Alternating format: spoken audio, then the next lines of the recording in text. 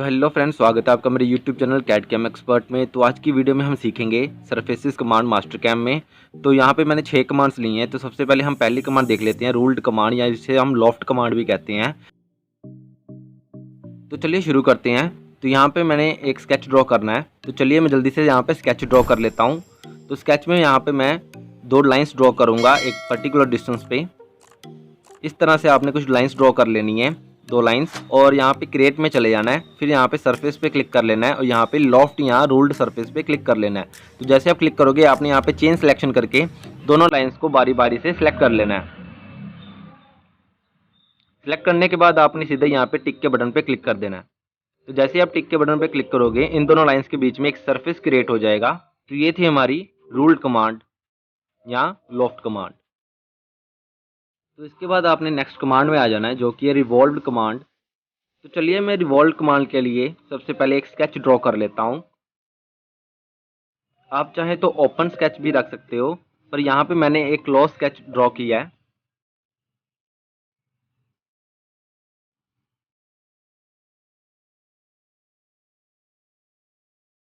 तो आपने यहाँ पे कुछ इस तरह से स्केच ड्रॉ कर लेना है, और स्केच ड्रॉ करने के बाद आपने यहाँ पे टिक के बटन पे क्लिक कर लेना है। तो जैसे आप टिक के बटन पे क्लिक करोगे आपने यहाँ पे क्रिएट में चले जाना है, और आपने यहाँ सरफेस में रिवॉल्व कमांड सेलेक्ट कर लेनी है। सेलेक्ट करने के बाद आपने चेन सिलेक्शन करके यहाँ पे एक पूरा का पूरा कंटूर सेलेक्ट कर लेना है। सेलेक्ट करने के बाद आपने जैसे यहाँ पे टिक के बटन पे क्लिक किया है आपने यहाँ पे एक्सिस लाइन दे देनी है। तो यहाँ पे एक्सिस लाइन जैसे ही आप सेलेक्ट करोगे आपका जो कंटूर है वो रिवॉल्व हो जाएगा। तो यहाँ पे आप अपने रिवॉल्व को स्टार्टिंग एंगल और एंड एंगल भी दे सकते हो। तो चलिए मैं यहाँ पे स्टार्टिंग एंगल फिल कर लेता हूँ।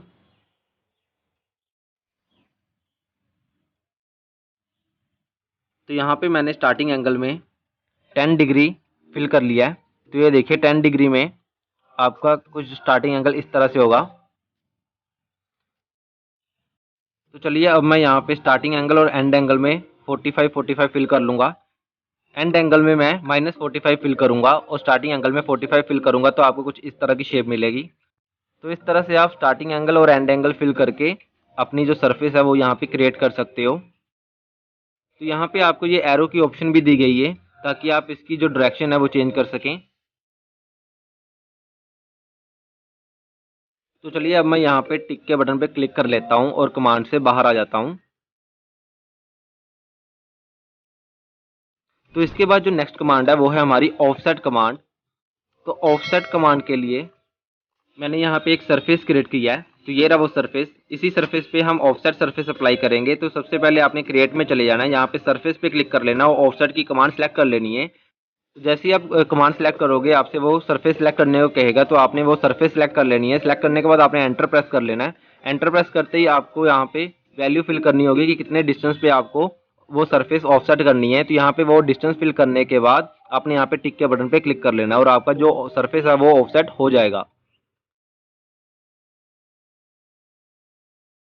तो चलिए अब हम नेक्स्ट कमांड की तरफ चलते हैं, जो कि है स्वेप्ट कमांड। तो स्वेप्ट कमांड के लिए आपको यहाँ पे एक प्रोफाइल और एक आपको पाथ ड्रॉ करना होगा।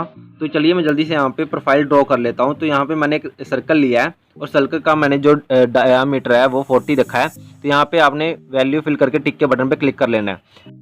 अब मैं इस प्रोफाइल के सेंटर से एक पाथ ड्रॉ करने वाला हूँ। तो चलिए मैं जल्दी से यहाँ पे पाथ ड्रॉ कर लेता हूँ।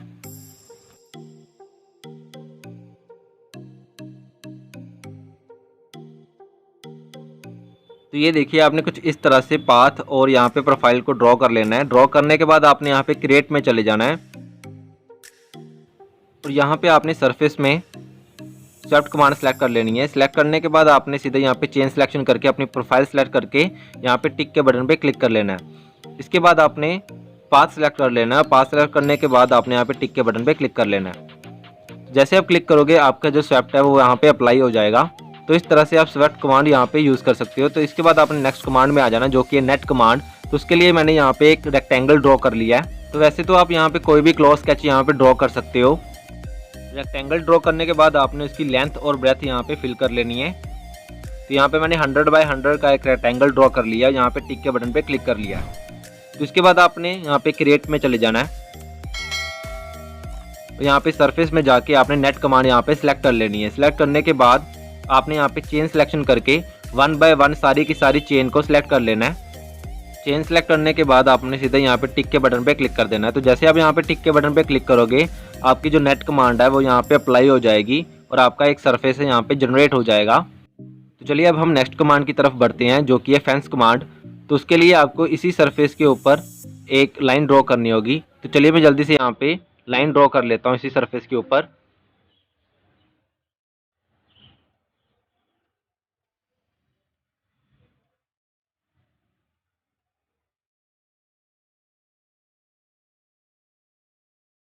तो यहाँ पे जो आपने लाइन ड्रॉ करनी है वो एक एज से दूसरी एज तक करनी है। तो लाइन ड्रॉ करने के बाद आपने सीधा यहाँ पे टिक के बटन पे क्लिक कर लेना है। तो इसके बाद सीधा ही आपने यहाँ पे क्रिएट में जाना है, सरफेस पे क्लिक करना है, यहाँ पे फेंस कमांड सेलेक्ट कर लेनी है। सेलेक्ट करने के बाद आपने यहाँ पे सरफेस सेलेक्ट कर लेनी है। तो यहाँ पे मैंने शेडेड व्यू पे जाके यहाँ पे सरफेस को सिलेक्ट कर लिया और यहाँ पे चेन सिलेक्शन की हेल्प से ये जो लाइन थी वो मैंने सेलेक्ट कर लिया और यहाँ पे टिक के बटन पे क्लिक कर लिया। तो यहाँ पे सरफेस क्रिएट हो गई है उस लाइन पे। तो यहाँ पे आप डायरेक्शन चेंज कर सकते हो उस सरफेस की। डायरेक्शन सरफेस चेंज करने के बाद आप देख सकते हो यहाँ पे कांस्टेंट कमांड अभी ऑन है। तो यहाँ पे मैं इस सरफेस की लेंथ यहाँ पे फिल कर सकता हूँ। तो चलिए मैं यहाँ पे लेंथ फिल कर लेता हूँ। तो यहाँ पे मैंने 50 mm लेंथ फिल कर ली है सरफेस की। उसके बाद अगर आप कोई स्टार्टिंग एंगल देना चाहते हो इस सरफेस को तो यहाँ पे आप फिल कर सकते हो। तो यहाँ पे मैंने स्टार्टिंग सरफेस जो है एंगल दिया है वो 45 दिया है। तो इस तरह से आप इस सरफेस को स्टार्टिंग एंगल भी दे सकते हो। तो यहाँ पे अभी मैं स्टार्टिंग जो एंगल है वो यहाँ पे 0 ही रहने दूंगा। तो चलिए मैं यहाँ पे 0 फिल कर लेता हूँ। तो जैसे ही आप यहाँ पे क्लिक करोगे आपको यहाँ पे लीनियर टेपर की ऑप्शन भी मिलेगी। तो लीनियर टेपर में आप फर्स्ट जो इसकी साइड है और सेकंड जो इसकी साइड है सरफेस की उसको अलग अलग डिस्टेंस दे सकते हो। तो यहाँ पे मैंने फर्स्ट डिस्टेंस जो दिया है उसे 100 दे दिया और जो सेकंड डिस्टेंस जो पिछले वाली साइड का डिस्टेंस है वो मैंने यहाँ पे 50 फिल कर लिया है। तो इस तरह से आप यहाँ पे फर्स्ट साइड को अलग एंगल दे सकते हो और सेकंड साइड को अलग एंगल दे सकते हो। तो ये देखिए मैंने फर्स्ट साइड को यहाँ पे 20 एंगल दिया है स्टार्टिंग एंगल, और जैसे ही बैक साइड को मैंने 20 डिग्री एंगल दे दिया है। तो इस तरह से आप लीनियर टेपर में भी स्टार्टिंग एंगल और एंड एंगल अपने सरफेस को दे सकते हो। तो चलिए अभी मैं इस एंगल को 0 ही रहने दूंगा। चलिए मैं जल्दी से यहाँ पे वैल्यूज 0 कर देता हूँ और इस सरफेस को सीधा कर लेता हूँ। तो यहीं पे आपको एक और ऑप्शन मिलेगी क्यूबिक ब्लेंड की, तो आपने वो सिलेक्ट कर लेनी है। सिलेक्ट करने के बाद आपको कुछ इस तरह की सरफेस देखने को मिलेगी।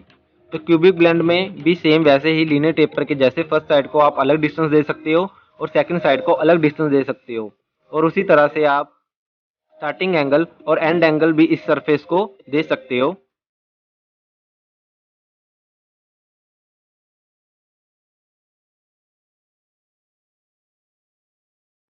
तो अभी मैं स्टार्टिंग एंगल और एंड एंगल अभी 0 फिल कर दूंगा और इस सरफेस को सीधा कर दूंगा।